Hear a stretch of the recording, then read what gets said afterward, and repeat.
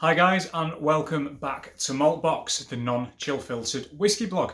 I'm Andy and I'm back here today with another whiskey review. Appreciate it's been a couple of weeks since my last video, however I have been doing some stuff over on the website. If you've not already checked it out, go and have a look, maltboxwhiskey.com.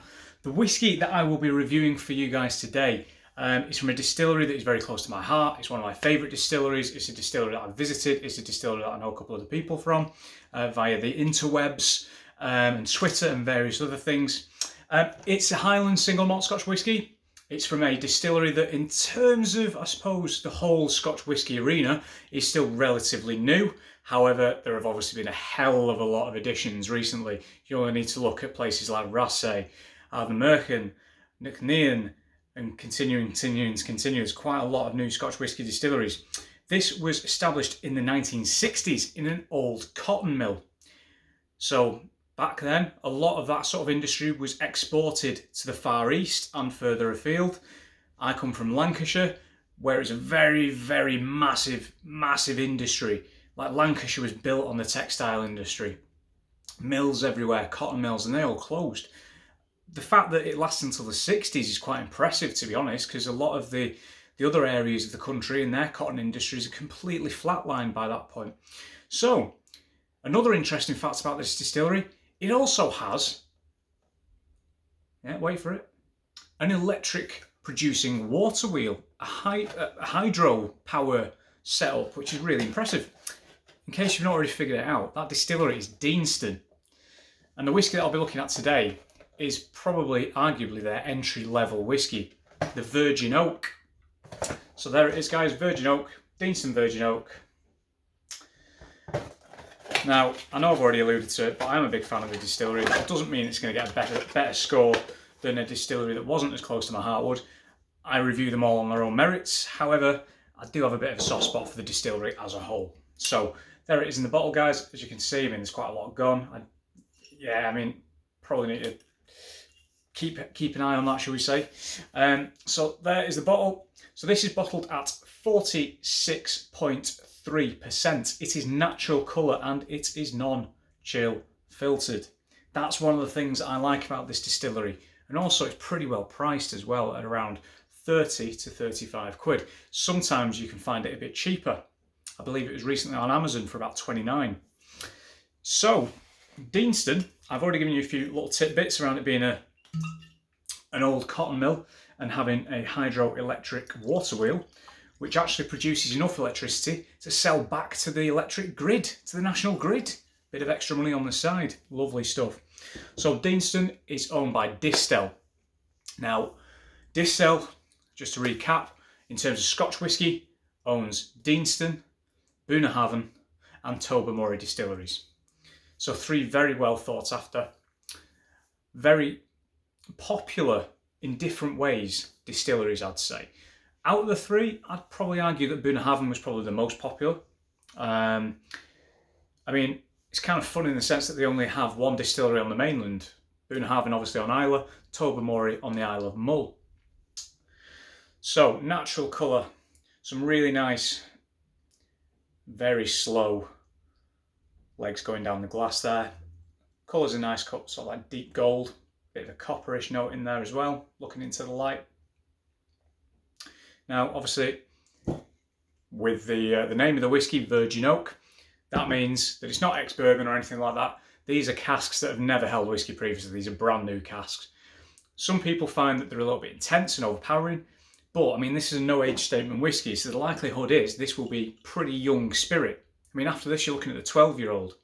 So I'd estimate, I don't know for a fact, but I reckon it's probably whiskey between 4 and 8 years old, to be honest. That's my guess. That is my guess. There might be something on the internet saying otherwise. That is just literally a guess. This wasn't actually fully matured in Virgin Oak. This was finished in Virgin Oak, so it did spend some time probably in refill casks prior to that before being transferred to the Virgin Oak. Because, again, it's quite a powerful cask. Nothing's been in it before to temper it. Nothing's absorbed that kind of initial cask blast. And, you've obviously got a lot of charring in there as well, which will heavily impact the flavour and profile of that whiskey. So a finishing period is probably about right. something like this. You will find fully matured virgin oak whiskies, but I think it depends on the spirit profile. Deanston tends to be quite sweet, quite malty, and that might take away from it. Let's see what it's got on the nose.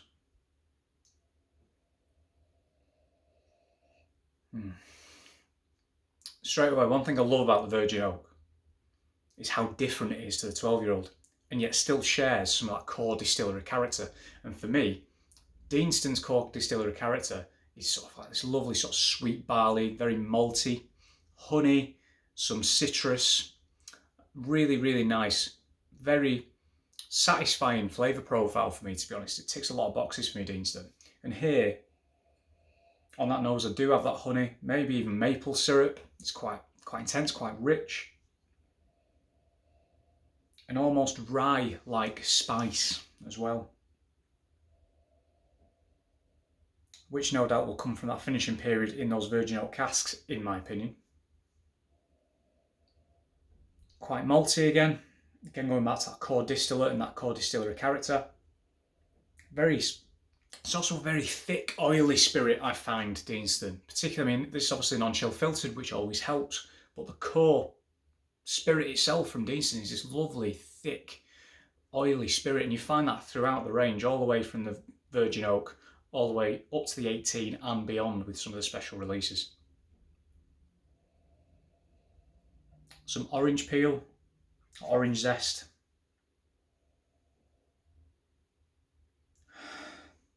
Very, very pleasant nose indeed, it really is.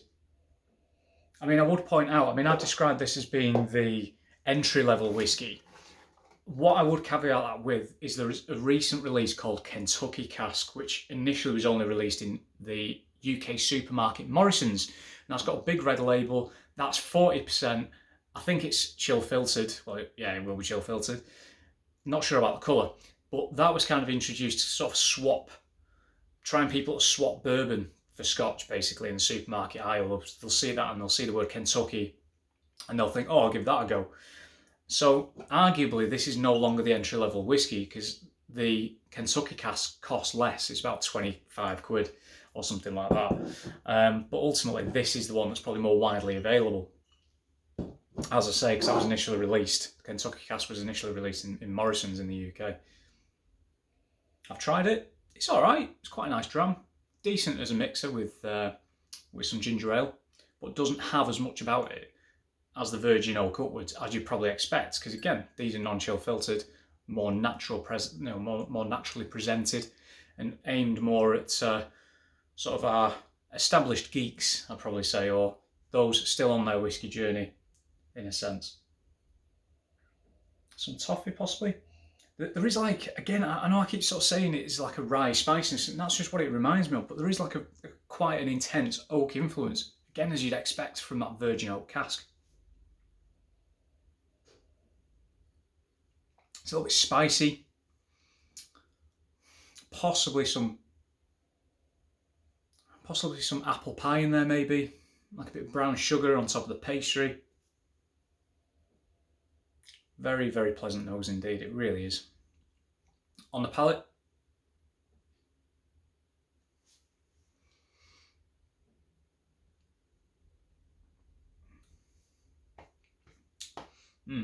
okay, mouthfeel is good. Is it as thick and as oily as the 12? No, it's not. However, lots and lots of flavour in there. I mean, I know I'm going to start off with a finish because that's what it's going into now. A lovely, lovely big hit of spice going into that finish, lots of vanilla. And again, I've already mentioned the maltiness and the sort of honey notes on the nose, and that being a distillery character. And that's in there for me. It's there throughout the entire journey of this whiskey. It's there on the nose, it's there on the palate, and it's there in the finish.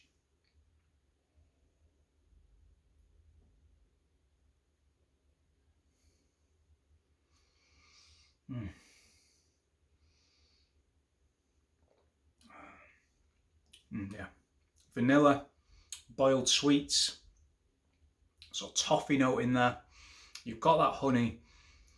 You've got a kind of nice sort of like buttered rye bread kind of thing going on as well.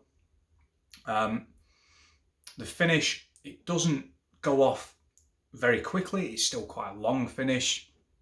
Warming, again, that spice in there. There's kind of like nice sort of Tunnock's caramel bar note. Now, for those of you that live outside of the UK or even out of Scotland, Google Tunnock's caramel bar. Honestly, they are fit. They are fit. Just a lovely kind of like dense wafer and caramel and chocolate, and oh my God, they're so good. Like little bricks of joy.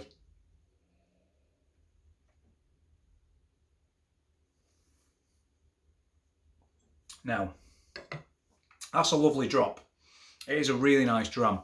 I think some of your, again, entry-level whiskies get a bit of a bad rep unless they're from a bit of a sort of like hype distillery, if that makes sense, or a more popular distillery. But this for me is great value for money, very tasty. I suppose my only thought would be is that the 12-year-old isn't actually that much more expensive. The 12-year-old generally retails at around 35 to 40 quid. So do I see that kind of difference between the two bottles? Probably.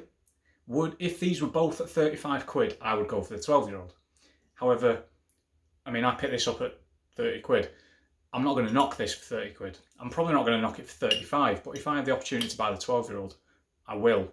Possibly on, next to this as well. Maybe I'll pick this up as well, because I found that this works actually quite well in cocktails, and I will be using it in one of the cocktails that I put together for the Somerton Whisky Festival on the 20th of March. So if you're attending, can't wait to see you there. You will be seeing me mix up some stuff with this. Very, very much looking forward to it. And shout out to Dan at the Somerton Whisky Club for organising and for having me involved. Thank you very much. So yeah, overall, nice dram. Very pleasant, very pleasing. For me, Deanston as a range, particularly the 12-year-old, is a bit like coming home. It's so comforting for me. It's a distillery character that I'm so familiar with, and I just identify and really sort of enjoy all of that core distillate character. And if I'm ever stood next to these shelves, sometimes I can be down here for 15, 20 minutes trying to decide what I'm drinking, and Aaron will be upstairs and she'll be shouting like, "What are you doing? I've been watching this thing on Netflix, it's nearly finished." You're only supposed to be getting a drink. It's not that easy though. Chances are I will always probably settle for a Deanston if I can't make my mind up. Really good team of people there, particularly at the distillery and higher up in Distel. Interestingly, just before I finish, a big shout out to Stephen, who has just left Deanston or Distel and is now starting his new job at Glenmurray. Congratulations, mate. Here's to you. Thank you for all your hard work at Deanston and the other guys within the group as well. Really, really enjoyed your time there, and I wish you all the best at Glenmurray, and no doubt you'll go on to great things there, inheriting Mr. Cool, his legacy. So, with that, guys, thank you very much for watching. I'm going to box it off now. If you've not already checked it out, maltboxwhisky.com is now the internet home of Maltbox, I guess you could say. So there's reviews on there, there's opinion pieces on there outside of the video blog, outside of the channel. On Twitter at Maltbox, Instagram at Maltboxwhisky. Thanks for watching, guys. See you soon.